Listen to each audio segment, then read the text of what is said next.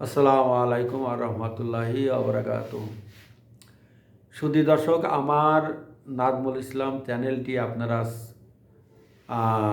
আমার নাজমুল ইসলাম চ্যানেলের থেকে আপনাদের সুস্বাগতম এবং আপনারা আমার নাজমুল ইসলাম চ্যানেলটিকে সাবস্ক্রাইব এবং ফলো দিয়ে আমার পাশে থাকবেন।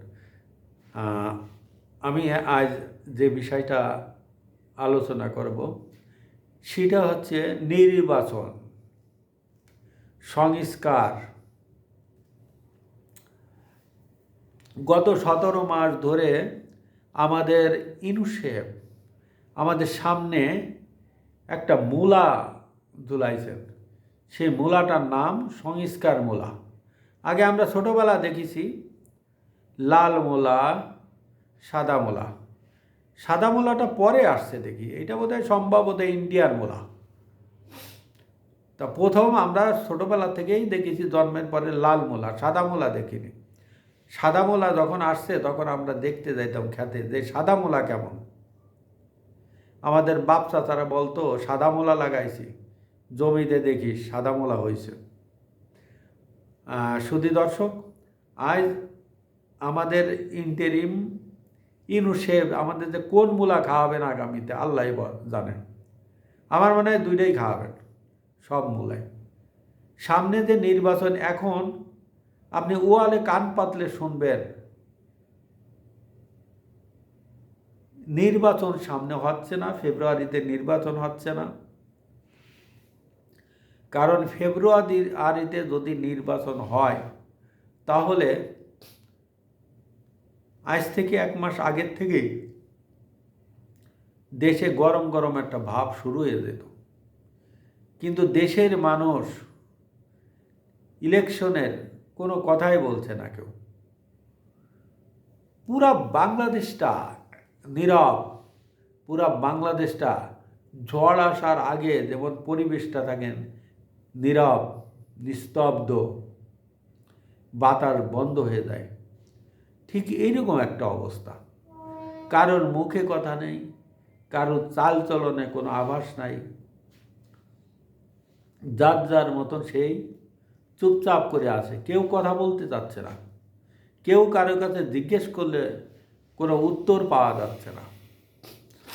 এখন আবার শুনছি আমাদের একজন ভাইয়া আছে, উনি লন্ডন থেকে এলে তারপরে সরকার তফসিল ঘোষণা করবে।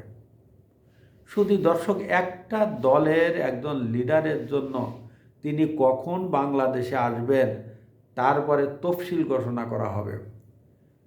আবার একজন লয়ার আজ সকালে বলল ইলেকশন সম্পর্কে হাইকোর্টে একটা রিট করবে। হয়তো সম্ভবত সেই রিটটা আগামী রবিবারে হতে পারে। এটা কিন্তু নির্বাচন ঠেকানোর, নির্বাচন বানচাল করার জন্য একটা উপায়। সরকার বলতে পারছে না যে নির্বাচন হবে না, সরকার ভিন্ন উপায়ে সামনে এগোচ্ছে। আমার মনে হয় বাংলাদেশে যখন সব কিছু নীরব, নিস্তব্ধ, ব্যবসা বাণিজ্য, বিনিয়োগ, বিদেশিরা এখন আর বিনিয়োগ করতে যাচ্ছে না, তারা নির্বাচিত সরকারের জন্য অপেক্ষা করছে। তখন সরকারের উচিত দ্রুত নির্বাচন দিয়ে মানে কেটে পড়া, কিন্তু তিনি কাটতে যাচ্ছেন না। আসলে এই প্রাইম মিনিস্টারের চেয়ারটা নাম উনি দিছেন উপদেষ্টা। এই উপদেষ্টা পদ পৃথিবীর কোনো দেশেই নাই যে সরকার প্রধানকে উপদেষ্টা বলবে। উপদেষ্টা আছে প্রাইম মিনিস্টার উপদেষ্টা, প্রাইম মিনিস্টারের উপদেষ্টা, প্রেসিডেন্টের উপদেষ্টা, তারপরে ধরেন এই পেন্টাগনের উপদেষ্টা আছে। বাংলাদেশের বড় বড় যে ব্যবসা বিজনেস প্রতিষ্ঠানগুলো যেমন বসুন্ধরা, প্রাণ, এদের একটা উপদেষ্টা মণ্ডলী আছে ব্যবসা বাণিজ্য উন্নতি করার। তো এই জন্য উনি বিভিন্ন দেশে গিয়ে উনি মান সম্মান পাচ্ছেন না, কারণ নাই প্রাইম মিনিস্টারের উপাধিটা, নাই প্রেসিডেন্টের উপাধিটা। আবার তত্ত্বাবধায়ক সরকারের যে কনসেপ্টটা বাংলাদেশে ছিল, এই কনসেপ্টের সাথে বিশ্বের বহু দেশ জড়িত, কিন্তু উনি সেই তত্ত্বাবধায়কের কনসেপ্টটা বাংলাদেশে এসে গেছে।